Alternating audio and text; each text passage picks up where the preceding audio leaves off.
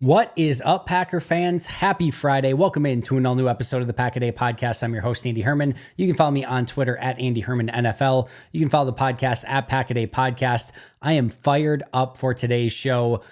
Apparently, Thursday, unbeknownst to me, was do the Packers need a number one wide receiver day on the entire Packers sphere. There's some other stuff going on as well. I know the whole Josh Jacobs, Packers in Brazil, armored vehicles, can't wear green thing popped up again. Go check out Packers Brazil for the entire breakdown of that. We don't need to, go over all of that today because I want to focus in on what the other conversations were about. Now, first of all, we had some great articles out there. Rob Demovsky on ESPN, his article, quote, "Could Jaden Reed emerge as the Packers wide receiver one?" Matt Schneidman over on The Athletic, "No wide receiver one, no problem for Jordan Love and Packers promising offense." Both articles, fantastic, by the way. Both go check them out. I think Wes Hod and Jason Wilde both were writing about Bo Melton. Steve Zabin and Brian Butch, we were talking on the Thursday morning show, and they asked me about the Packers' need for a number one wide receiver. And then, of course, Bleacher Report comes along, and they're looking at potential CeeDee Lamb trades. And they talk about the Packers trading. This is the article. This is not going to happen, but this is the article. The hypothetical trade here was either Christian Watson or Romeo Doubs, one of those two, plus Jaden Reed, plus a second round pick for CeeDee Lamb. We don't need to go into all of that either because that could be a whole conversation and topic in and of itself. Suffice to say, Green Bay would not be interested in that trade. One thing I do want to mention here, though, I saw some Cowboys fans saying that Dallas would never in a million years do that deal with Green Bay.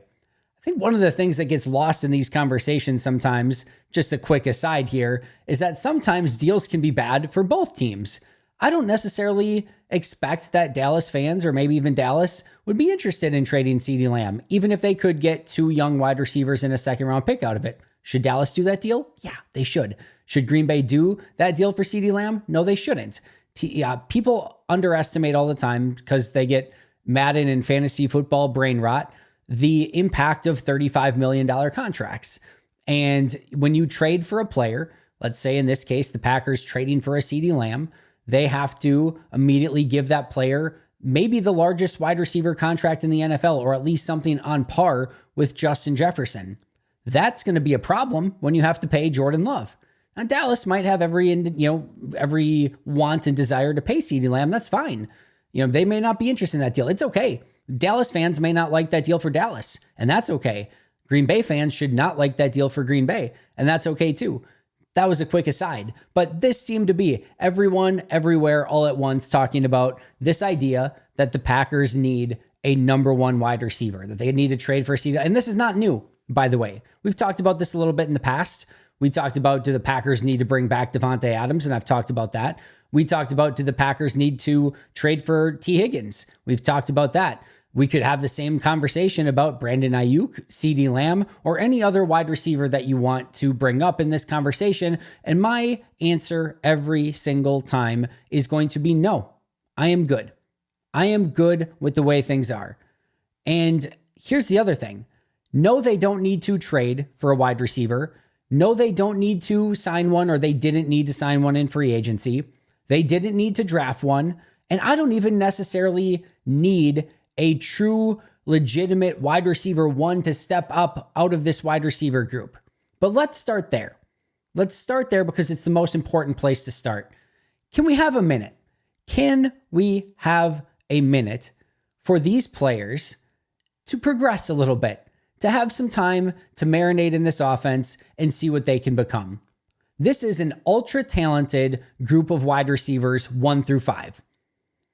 Romeo Doubs, Jaden Reed, Christian Watson, Dontavian Wicks, and yes, even Bo Melton. That is an ultra talented group of 5 wide receivers. And can we give them a second? Because Jaden Reed, Dontavian Wicks, both coming off their rookie seasons. Christian Watson, Romeo Doubs, both have only had 2 years in the league. And Bo Melton, 1 year, 2 years in the league as well. So he was a rookie 2 years ago. Packers signed him off the practice squad, didn't play 2 years ago, got to finally play last year. These are all 2-year players or rookies that are in this offense still. Like, these are not veteran players. Need I remind you for a moment that one of your favorite wide receivers in Packers history, if not your favorite wide receiver in Packers history, Davante Adams. He's up there, right? Wherever you want to put him, 1, 5, 6, 3, 2, wherever you want to put him, he's one of them. Not everyone, let me rephrase that. There were many that were ready to release Davante Adams after year 2 in Green Bay. Cut Davante Adams was all over Twitter. There were many, not many, that's another hyperbole, but there were some who even wanted Jeff Janis above Davante Adams after that second season or during that second season. Davante Adams, spoiler alert, turned out okay. There have been some pretty good Packers wide receivers. Do you know, again, in year 2 for Davante Adams, he had 50 catches, 483 yards, 9.7 yards per reception, and a touchdown. Year 2, Davante Adams. Jordy Nelson in year 2, 22 catches, 320 yards, 14.5 yards per catch, and 2 touchdowns. Donald Driver in year 2, 21 catches, 322 yards, 15.3 yards per reception, 1 touchdown.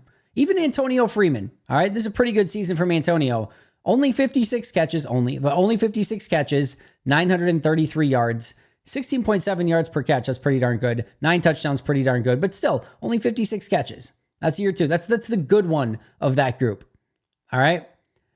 Jayden Reed, as a rookie, 64 catches, more than any of those aforementioned wide receivers in year 2. This was rookie Jayden Reed, 64 catches, 793 yards, more than anyone not named Antonio Freeman from that group, 12.4 yards per reception, and 8 touchdowns, second to only Antonio Freeman with 9.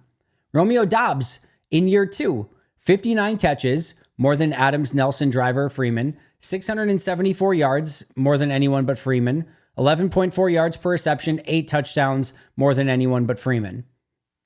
All right. Dontavian Wicks, as a rookie, not a second-year guy, just a rookie, 39 catches, more than anyone except for Freeman and Adams, so more than Nelson or Driver in their second seasons, 581 yards, more than anyone besides Freeman, 14.9 yards per reception, only behind Driver and Freeman, and 4 touchdowns, only behind Freeman. All right. Christian Watson as a rookie. I know he was oft injured in his second season, had some injuries in his rookie season as well, but rookie Christian Watson had 41 catches for 611 yards, 14.9 yards per reception, and 7 touchdowns. Boy, that kind of seems like the Green Bay Packers have 4 pretty young, talented wide receivers that could easily all still develop into a number 1 wide receiver. And that's not even including a Bo Melton, who, yes, I am high enough on to think that there is at least a world in the multiverse where we could talk about Bo Melton ultimately becoming a number 1 wide receiver. Now, I'm not saying any of them are guaranteed to. I'm not saying that even 1 out of 5 necessarily will. I'm not saying that even if one of them does, that it's quite to the level that a Davante Adams or a Justin Jefferson or a CeeDee Lamb are playing at or were playing at. Those guys might just be better. But I have a lot of faith that at least one of those guys probably going to turn out into a legitimate bona fide number 1 wide receiver. Rob Demovsky today had a great article on potentially that being Jayden Reed. Sure, I could see that. I could easily see Dontavian Wicks. I could easily see Christian Watson. Well, I think it's a little less likely. Romeo Doubs and Bo Melton certainly in that conversation as well.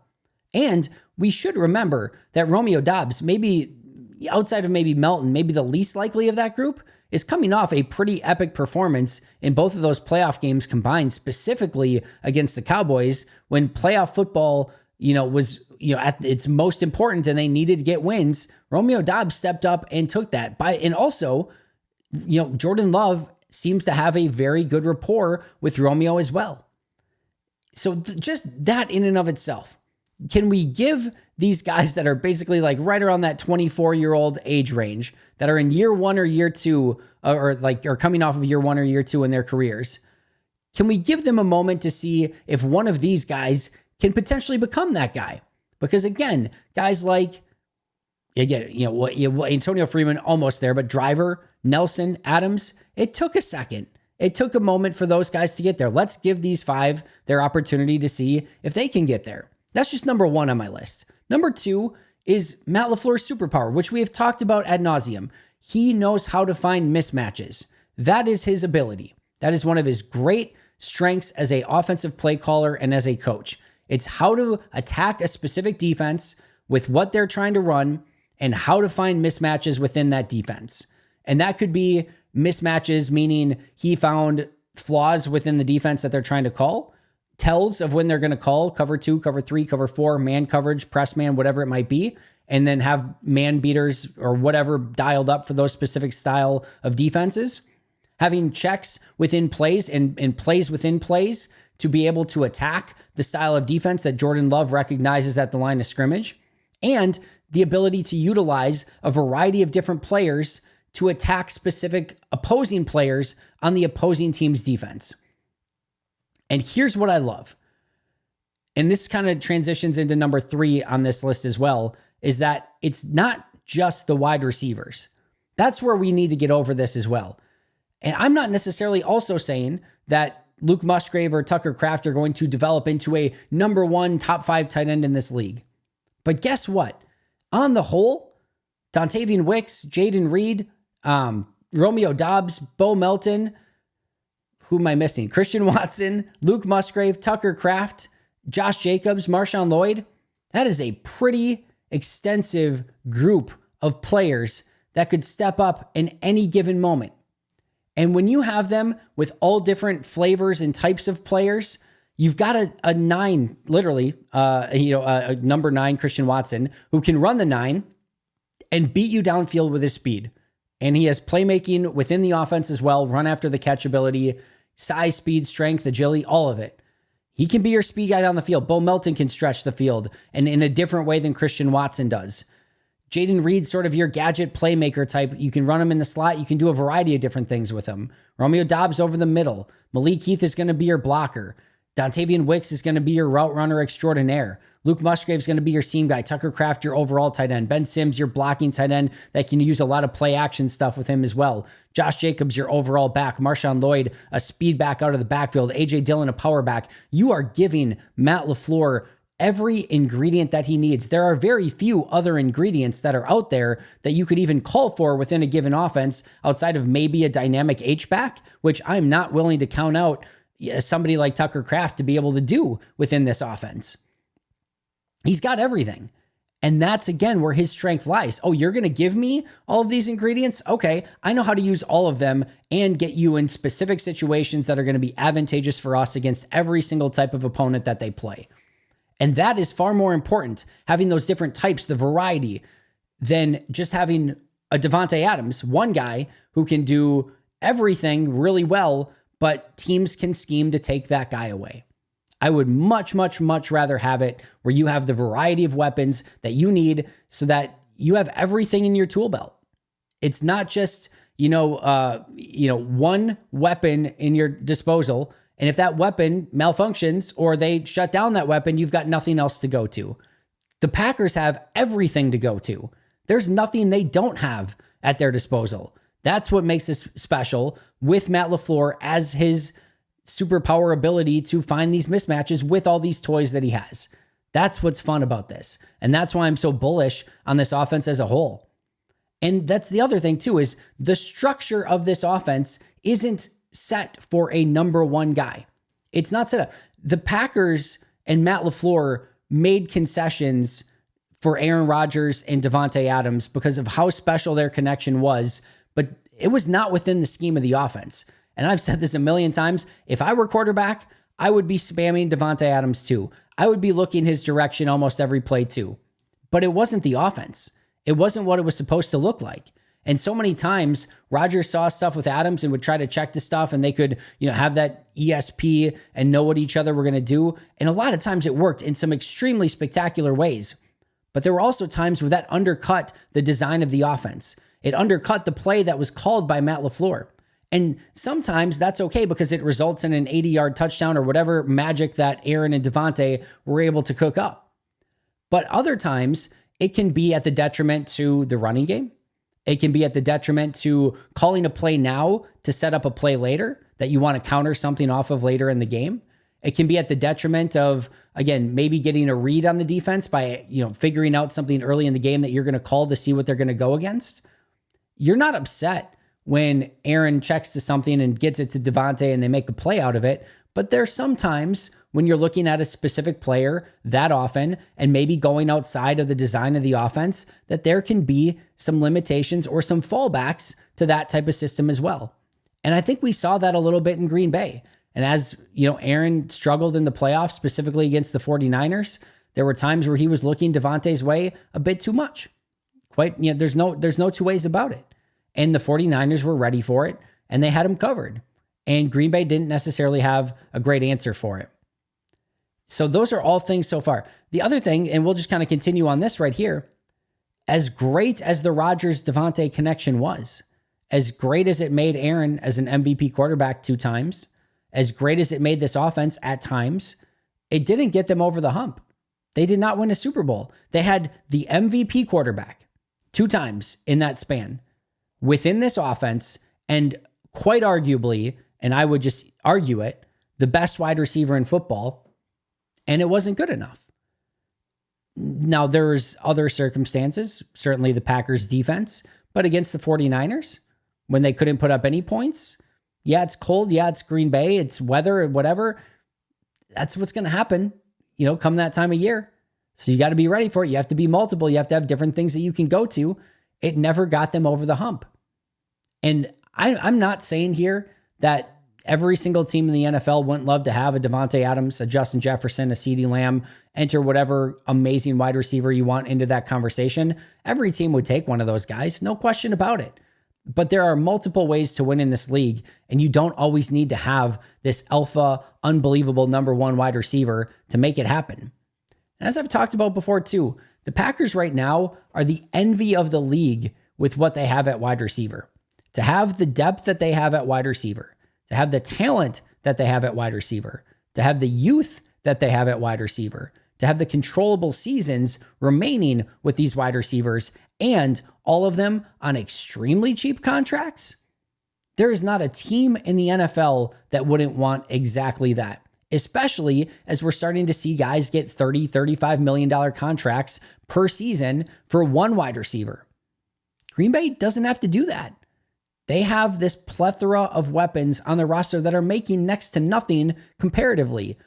Basically like a third of what some of the top wide receivers are making, less than that, almost a fourth of what these top wide receivers, just one top wide receiver is making. This collective group is making a fourth of that. That's pretty good. That's pretty good. So that is, again, the envy of the league. Nobody would, raise their nose at that and say, no, we wouldn't want that. It is exactly what teams would love to have at that position. You also have to remember too, with Love's contract coming up, they are going to need some cheap contracts places. There are ways to win with an expensive quarterback, but you have to figure out ways to pay a little bit less at some other positions. And right now, wide receiver, they're making next to nothing. Tight end, they're making next to nothing. Offensive line, only Elton Jenkins at this point is making anything. You have the ability to pay a guy like Jordan Love more money when a lot of your other core players on offense aren't making anything. The only other guy is Josh Jacobs, and he's on like a 1-year deal. And again, like they'll kind of wait and see with what Jacobs looks like to commit to any more seasons under him or with him.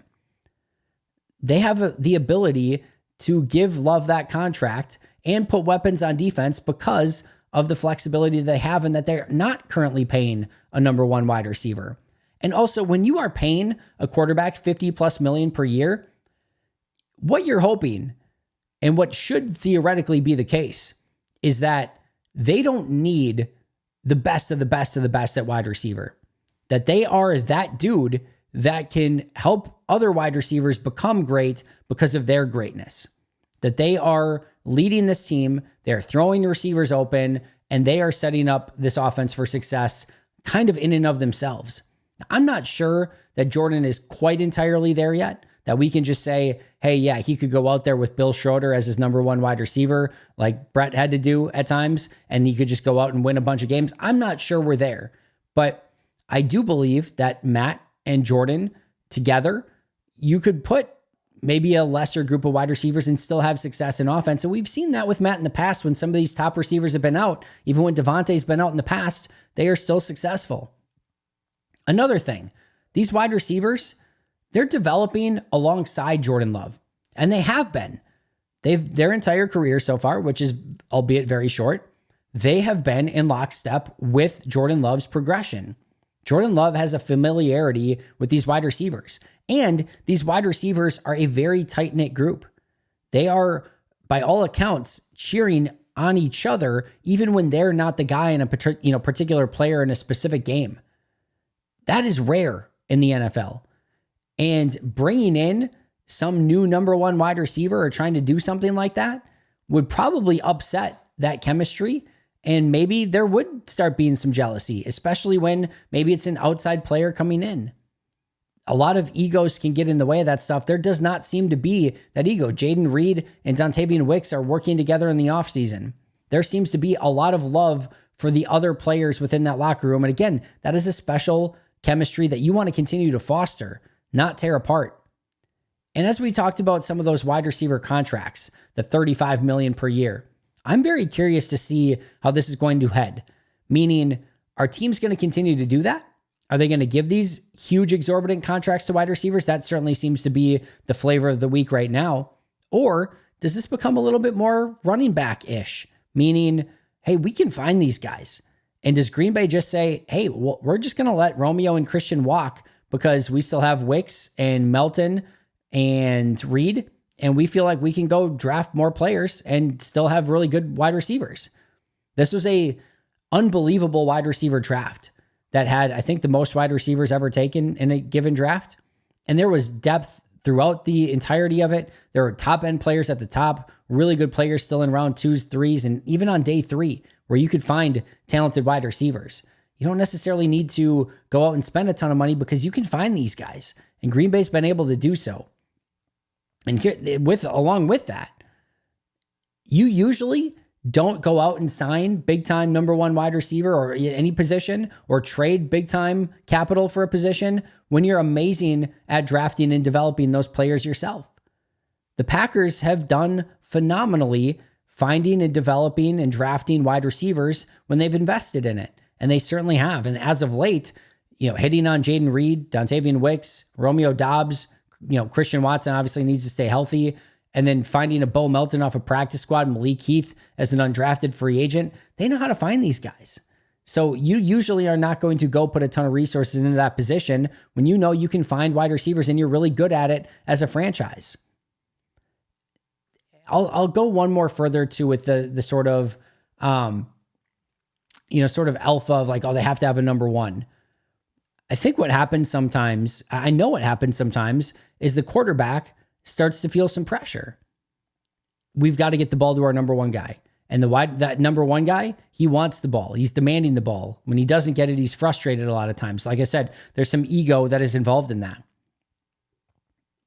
If you have that feeling, you may not go through your progressions the way that you're supposed to. You may miss an open wide receiver somewhere else because you're trying to always look a certain way because you think you got to try to get that guy the ball. If Green Bay all of a sudden tomorrow did trade for a number one wide receiver, or that somehow found that wide receiver and they had that alpha mentality, I'm sure it's going to change Jordan Love's sort of mentality a little bit. How would it not? If they would go out and somehow trade for a guy or whatever it might be, he's of course going to feel like, oh, I better feature that guy. And that's not what's best for this team. It's not what's best for this specific roster. It's not what's best for Jordan. It's not what's best for the offense being able to put up points. Let the offense run organically.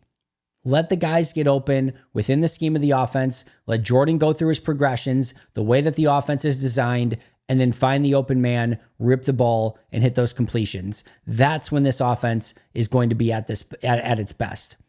And I could, talk about the Kansas City Chiefs here too. Now, last year, their best wide receivers in the Super Bowl, Mecole Hardman led the way with 3 catches, 57 yards, and a touchdown. Justin Watson, 3 catches, 54 yards. Rashee Rice, 6 catches, 39 yards. And MVS had 3 catches for 20 yards and a touchdown. Now, I'm hesitant because when you have Patrick Mahomes and Travis Kelce, those guys are a cheat code in of themselves. And as good as Jordan is, we're not comparing him to Mahomes.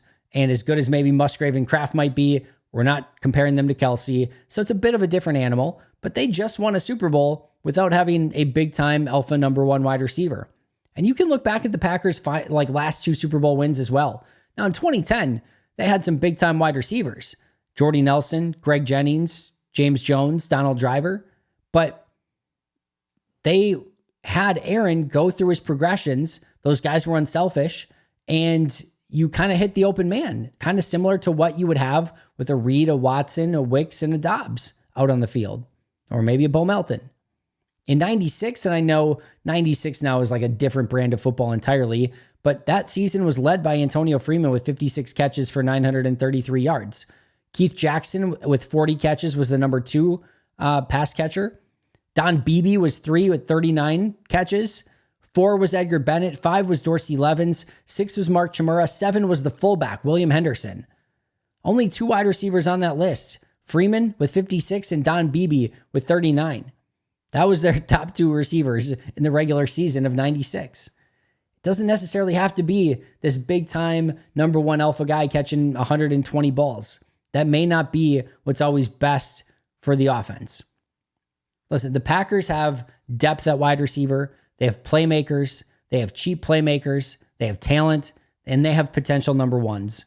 They have different types and different flavors. And if the Packers don't win the Super Bowl this year, I will look you in the eye right now and tell you it will not be due to playmaking at wide receiver or not having a quote unquote number 1 guy. So whether Brandon Ayuk or CeeDee Lamb or T. Higgins or Tom Grassi or any other number 1 potential wide receiver comes along, the Packers don't have to have that guy in order to be successful. They don't have to have that guy within this offense to go out and win a Super Bowl. I truly, truly believe that. So as the world was spun on its axis and everyone wanted to talk about wide receiver 1, let me just say they do not have to have that number 1 wide receiver. Give me Dobbs and Wicks and Melton and Watson and Musgrave and Kraft and Jacobs and Lloyd and Dillon and Sims and Heath and all of those guys. Give me the entire core that the Packers have, and I will take my chances. And basically, it kind of boils down to this. Do I trust Matt LaFleur as a play caller and as a play designer to get guys open and to figure out mismatches? My answer is yes. Do I trust Jordan Love to go through his progressions, find the right player, let Matt cook, and then have him deliver on time within the rhythm of the offense? I do. I do trust Jordan as well. And do I trust these weapons, wide receivers, tight ends, running backs, all of them, to do their job, their 111th, and do what's asked of them within this offense and be the playmakers that Jordan Love needs for this offense to be successful? The answer is yes. What more do you need? I trust the play caller. I trust the QB. I trust the weapons. This is going to be a very, very good offense. I'm much more concerned, as I have been the entire time, on the offensive line than I have any concern over who's going to be the quote unquote number 1 wide receiver in this offense. They are going to be just fine, a top offense in this league, and they're going to do it all without a true alpha number 1 guy, whatever we want to call it. Book on it, bank it, put it in ink. I'll do the Charles Barkley guarantee right now. That's what I'm going to end with. The Charles Barkley guarantee. I will see you guys right back here tomorrow with an all new episode. Shout out to our Hall of Fame and All Pro members: Most Hated Minnesotan, PJ Wynn, John Wild, Shea Bradad, Brandon Paletta, Jennifer Wright, Boom Handle, Donna Lee, Lori Lord, Baby QB, David McCluskey, Donald Decker, Bremen, Dan Miller, Alex Hwang, and Arnaldo Espinoza. I'll see you guys soon, but until next time, and as always, go Pack Go.